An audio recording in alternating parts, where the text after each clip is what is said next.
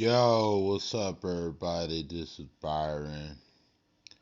Um, it's a story that my girlfriend and I have been talking about these homeless couple uh, move in with this millionaire guy, and they would go back to the streets for hours because these people were so used to being homeless and so used to living that life. It's kind of like somebody who's been in prison for years and they finally get out, they finally get parole, and then all of a sudden they still have that prison mentality in them and they still think they're in prison even though they're not, you know. Right in their mind doesn't feel free, even though that they are free. So this is the Fair Use BBC News. I could give my commentary on this. So yeah, I'm going to react to this. Yeah.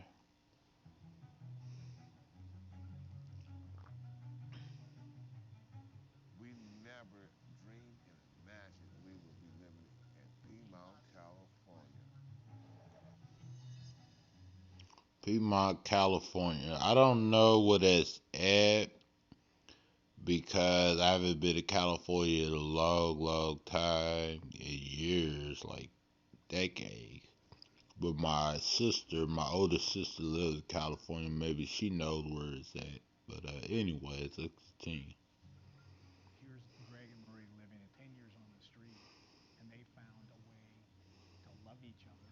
Living 10 years on the street together, that must be really hard. They must be really strong individuals just to live on the streets with each other, you know. But I think once you love each other, and once it's real love, you know, once y'all are meant to be together, nothing really can stop you from love and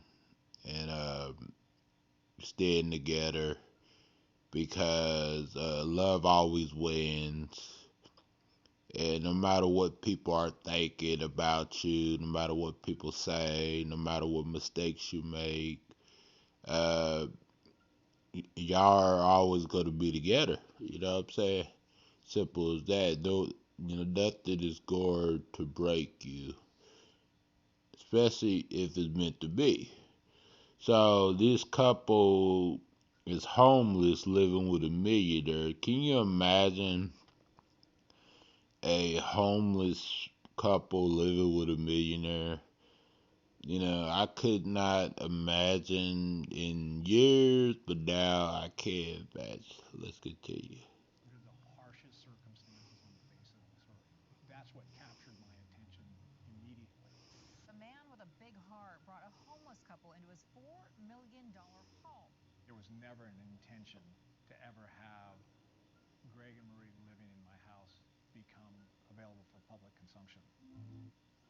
Yeah, having, people live with you is a really, really big step. It is kind of hard, especially person that's homeless, because they've been on the streets for 10 years, so they'll tell him what they got going on or anything like that. So let's continue.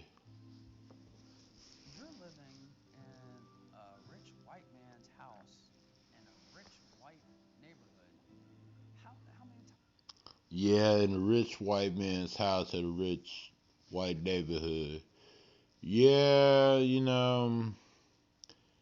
I think being black for any black person, especially a homeless black person, I think that situation would be really hard because you got to worry about how you are judged, how you are looked at, because they're thinking like these people don't belong here, even though the millionaire is letting them live there and everything like that. And majority of these people that's in this neighborhood would not even give a damn about these people.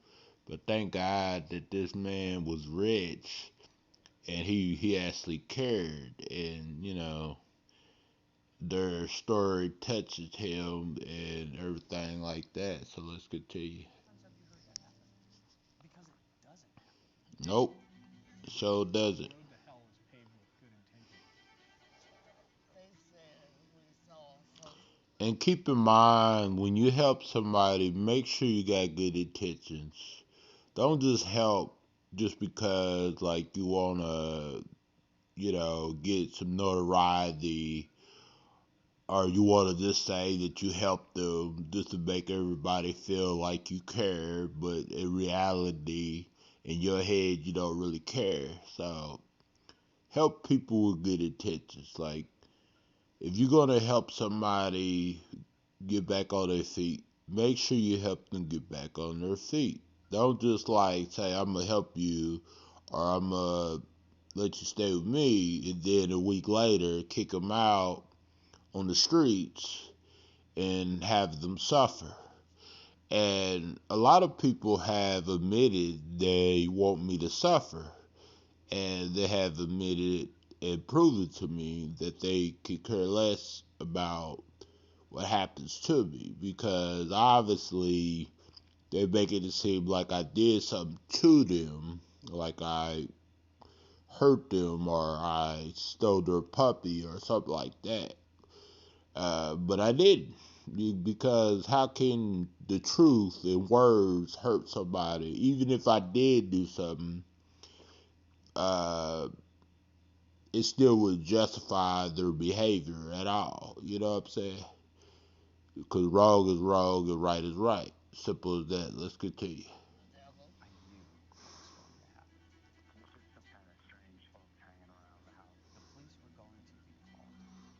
Yeah, of course. They're black and they're in a white neighborhood, a rich neighborhood.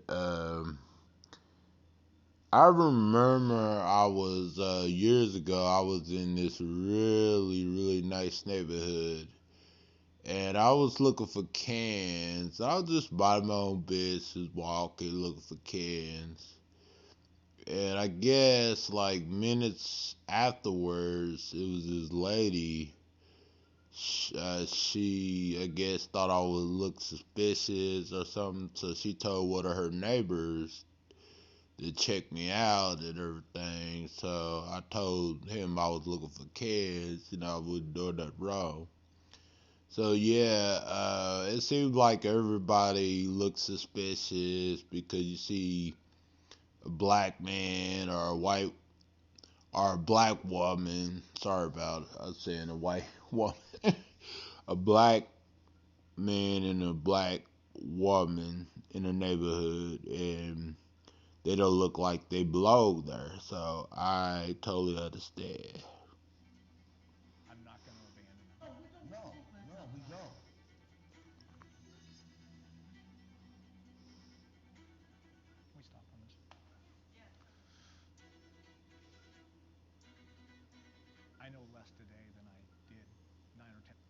And some people will be looking at this man like, why? Why would this man help them? Like, what for? Like some people be saying, oh, they need to get a job, blah blah blah.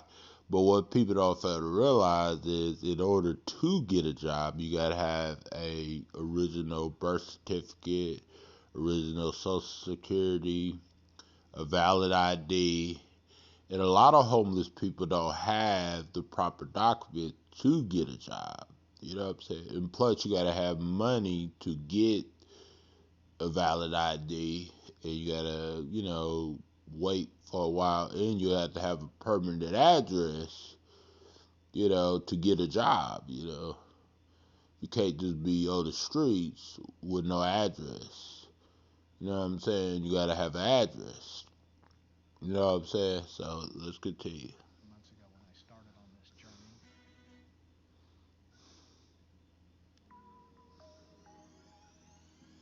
Sorry about that commercial. You gotta let me turn it down.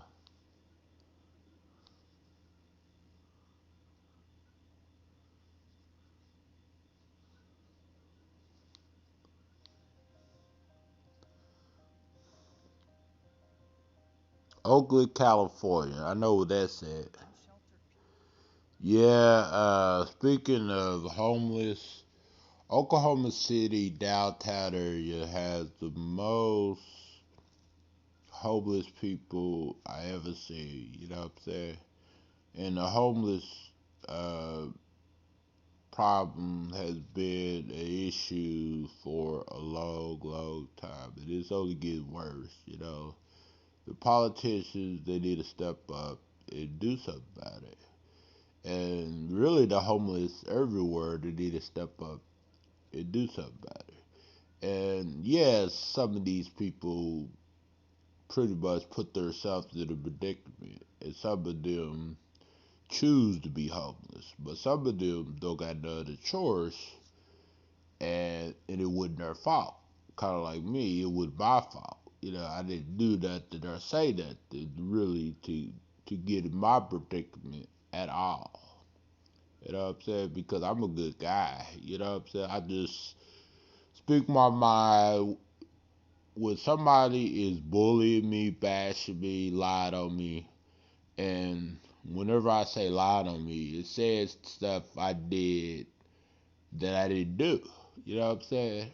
Or exaggerating and saying I did something and not telling the full story of why and how and why did it happen? How did it contribute to the situation? Because I do stuff for a reason. I don't do stuff for no reason. I don't say stuff for no reason. I say stuff for a reason. So if I say something to you, it's for a reason. You know what I'm saying? I don't wake up feeling unhappy. I'm probably more happy than most people out there. And the only difference is some people just don't show that they're unhappy, and some people do. So let's continue.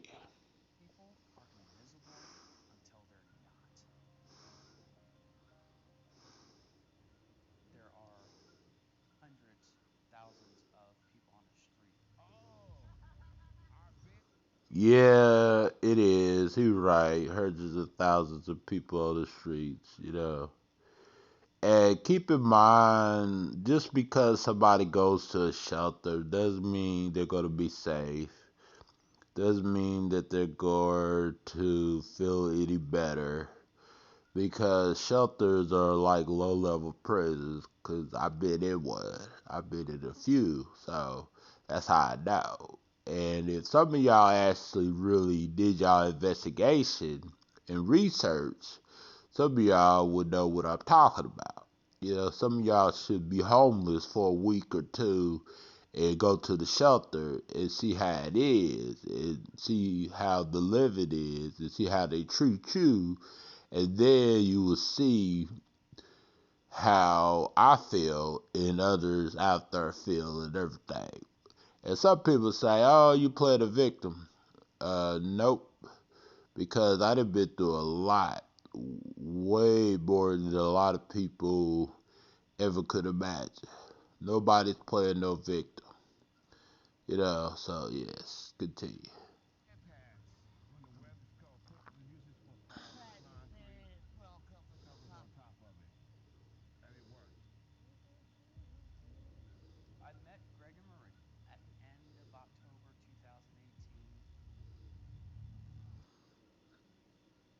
They was sleeping on the streets, and keep in mind, a lot of these people,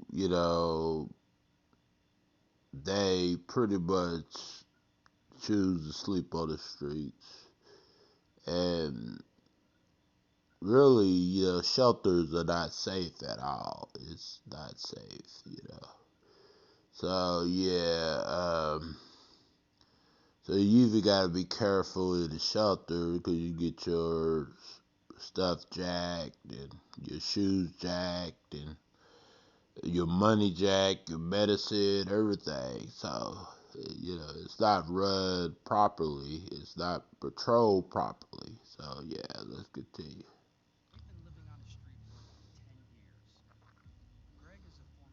Can you imagine living on the streets for 10 years? Can any of the haters that want to say that I'm a liar, want to say that I have a fake record label and I signed a 12-year-old, which I didn't because last time I checked was my record label was verified.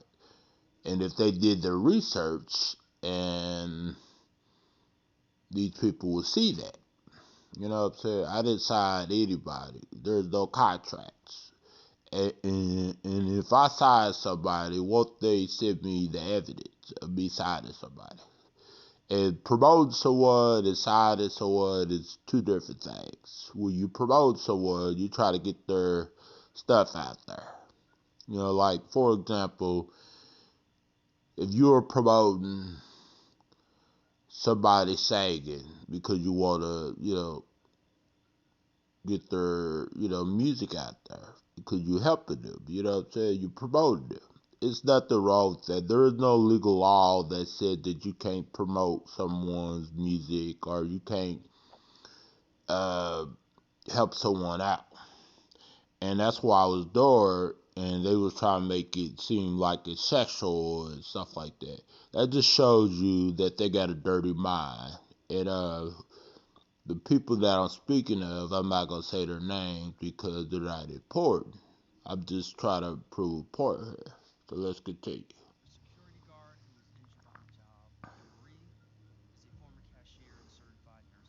So these people had jobs, just like me. My first job, I worked at Wendy's, and I was a cook, a fryer, working in the fries, in the grill, and making hamburgers. My second job, I was working at Ross Dress for Less, stocking shoes, working in the shoe department, and working in the stock room for 3 years. And then I started working at J.C. Penney's, and I was working at Ross and J.C. Penney's at the same time for a long time. At J.C. Penney's, what I was doing is I was republishing like items on the shelf, and I would recover them, like straighten them up and stuff like that. And then I would work in the back room, and then I would do the greeting thing where when you go into J.C. Penney's, they give you this advertisement, like about the sales and the deals that you get and stuff. That's what I was doing and everything. And also, I did pretty much everything at J.C. Penney's. And then after that, I was working at Walmart for a while. And then I have worked at McDonald's. And then I worked at Macy's seasonal because it was a seasonal job. And then I worked at Target for over 5 years. Uh, and then I worked at Goodwill. And then I worked with my old mentor, um, with her husband's delivery company, helping him deliver packages to various businesses and stuff like that. So, yeah, so I worked my whole life, most of my life. So, but these people are saying, get a job, do this, do that. But they're not looking at the big picture. And the big picture is I worked my whole life. You know what I'm saying? That's why I get SSDI instead of SSI. Because I have put in work for years. And a lot of these people probably had a few jobs in their life, probably for a couple of months. And so yeah, let's continue. When I met them, they were 50 and 53 years old. I just remember looking at them and just thinking, could I put my life into two parts and then push that around all day? They have health issues, which I believe,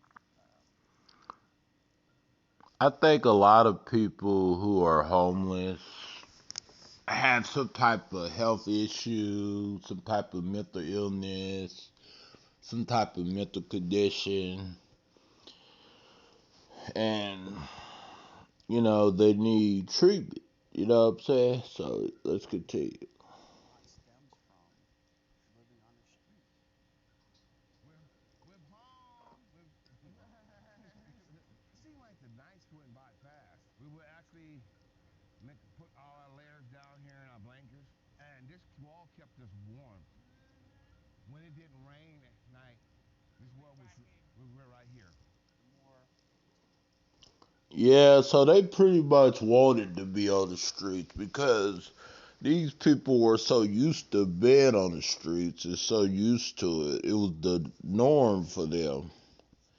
So some people do have a choice to get permanent housing and to live better, but they choose not to. And that's what mistakes that some homeless people make, and some homeless people don't got no option or choice at all. But yeah, let's continue.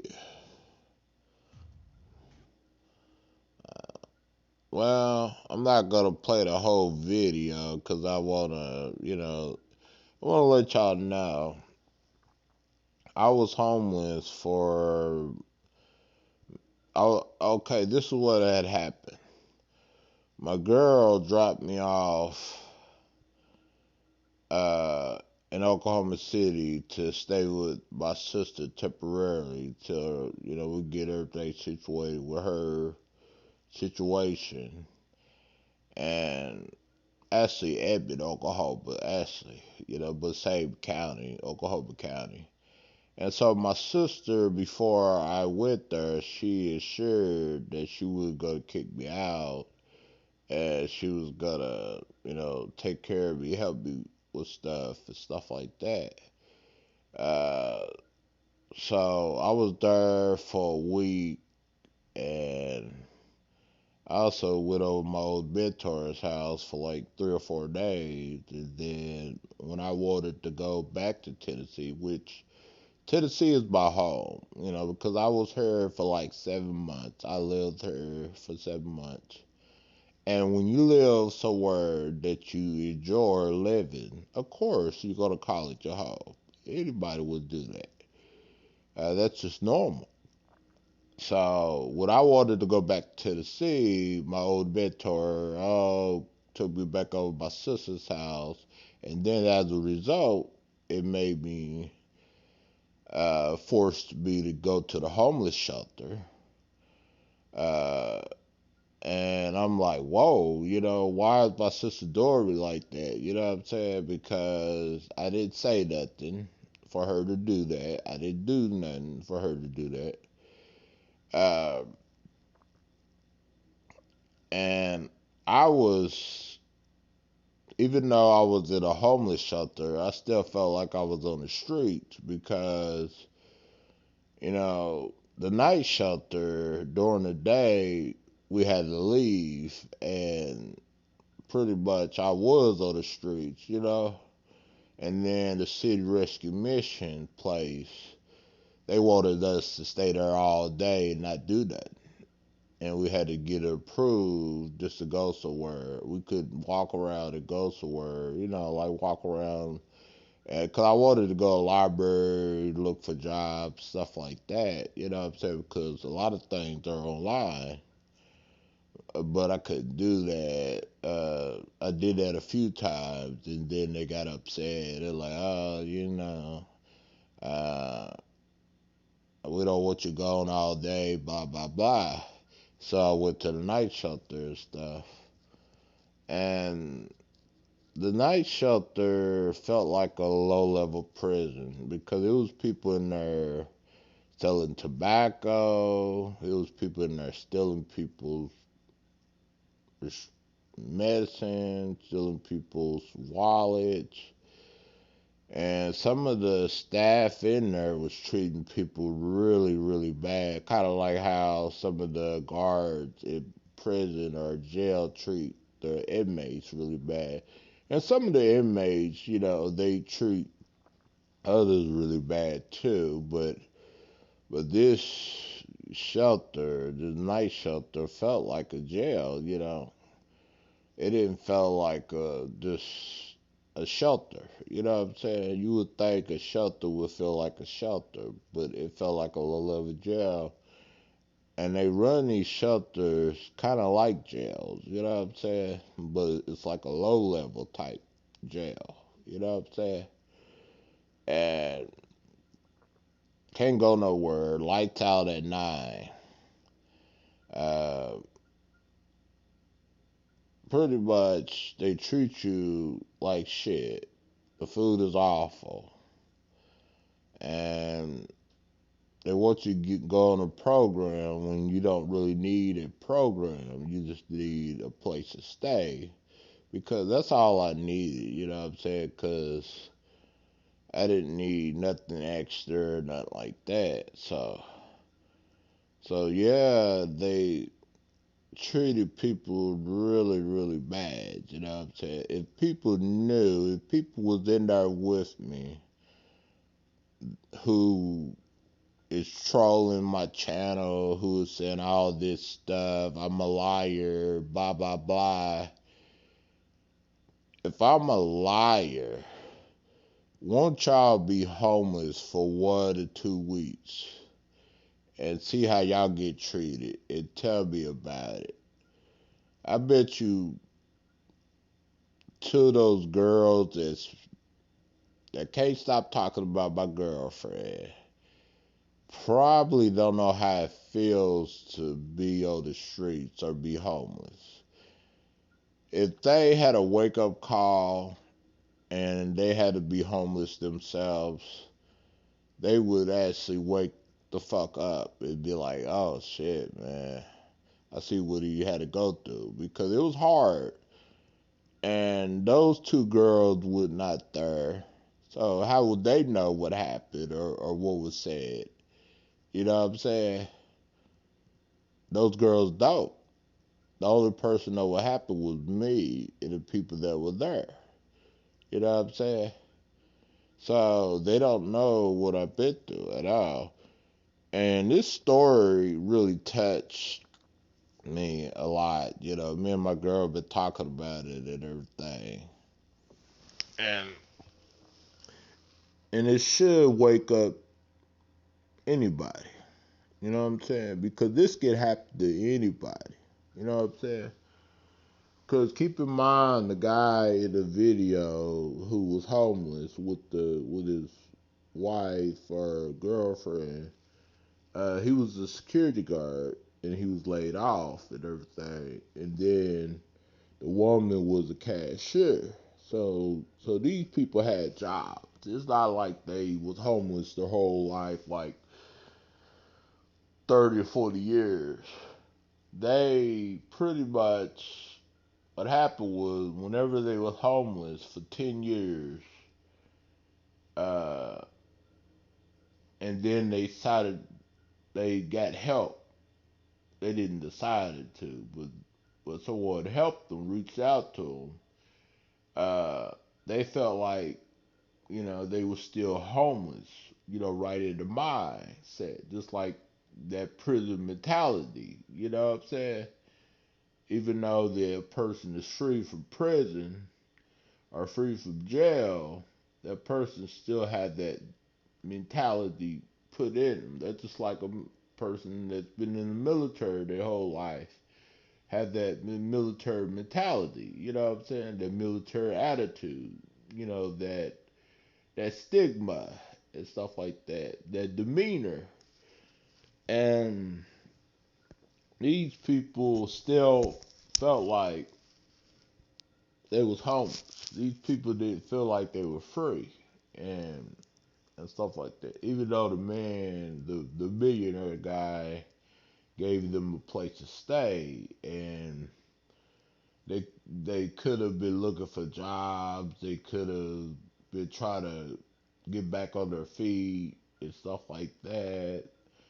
But instead, they walked the streets and then they slept on the streets for hours. And so it's like, okay, somebody helps you, but you go back to the same predicament. Why? See, no one has the answer to that. Not even me. Nobody does because we don't know what these people were really thinking at all. But this should be a lesson to anybody. Anybody could end up homeless.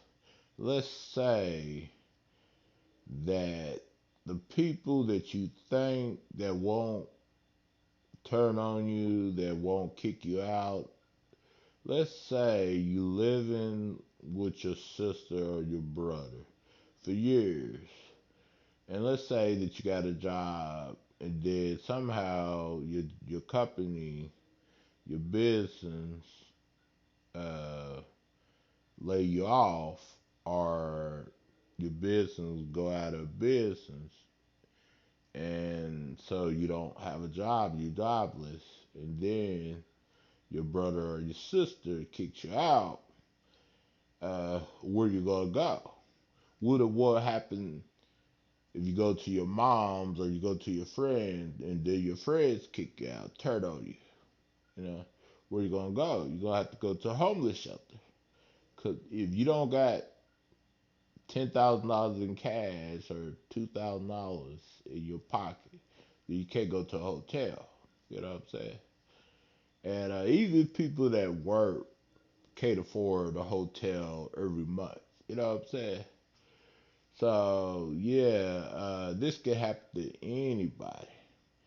So when someone is down at their luck, you know, just remember it could be you because years ago, 2012, 13 is whenever my mom was down her luck, and I helped her out, and I gave her a place to stay for like 3 weeks, 3 or 4 weeks. And the reason why I had to kick her out because my ex-wife told me to kick her out, stuff like that at the time. And I didn't want to kick her out. I didn't want to, do my mom like that. You know what I'm saying? Because my mom raised me, and she's the reason why I'm still here. She's the reason why some of y'all know me. Some of y'all can see me on YouTube, and some of y'all know how how of a good person I am. You know what I'm saying? Because of my mom.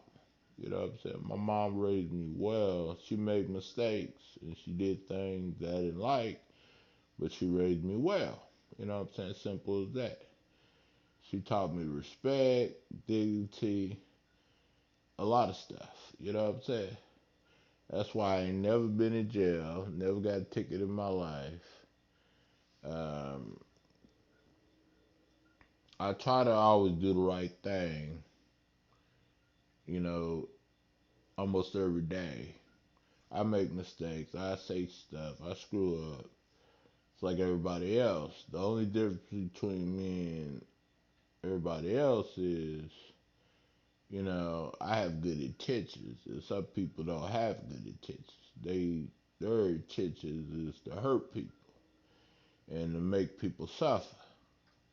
You know what I'm saying? They want the disabled to suffer. They want the content creator that they dislike that they can't get over something that happened a year or two ago or 5 years ago.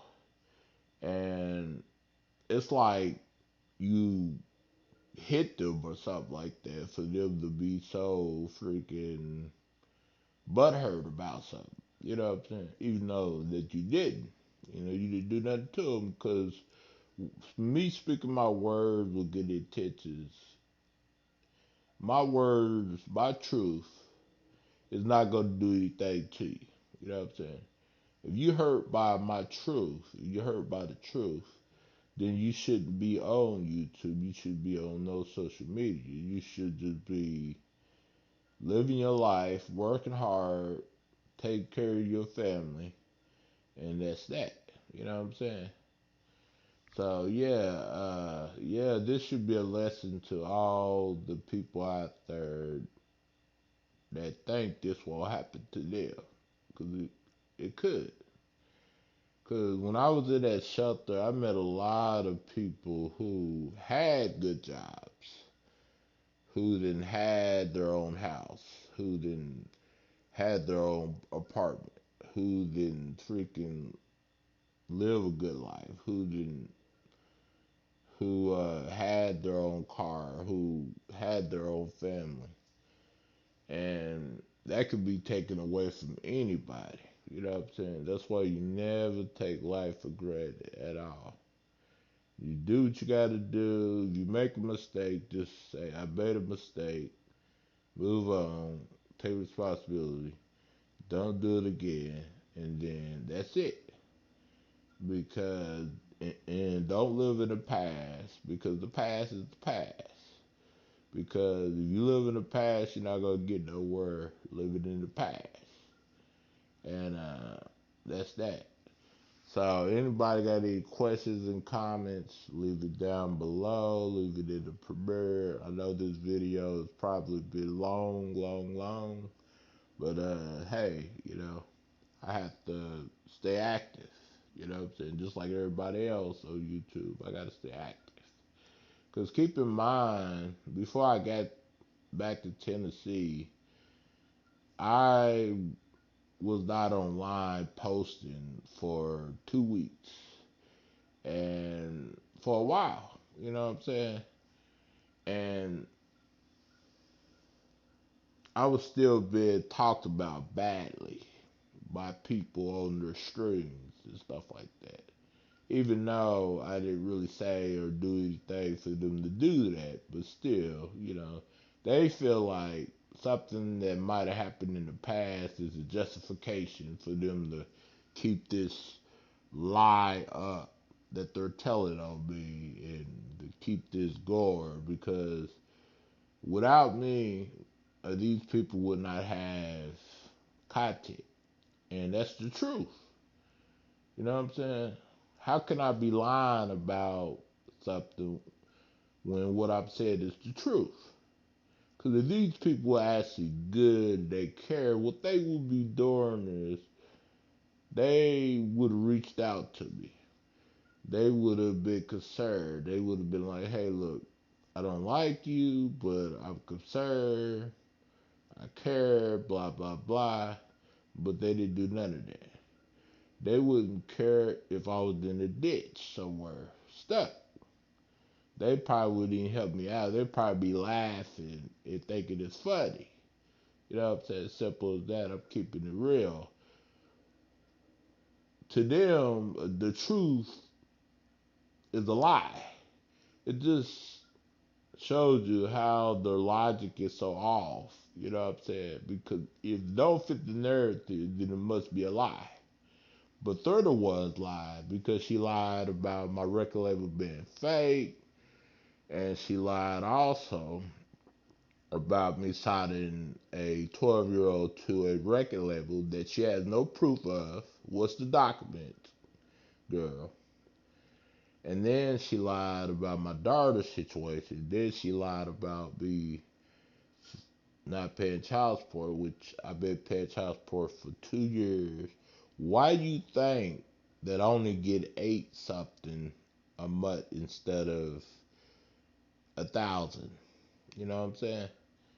Because I'm paying child support, and plus I'm paying Social Security $50 extra, because in 2015 I guess they gave me too much or something like that.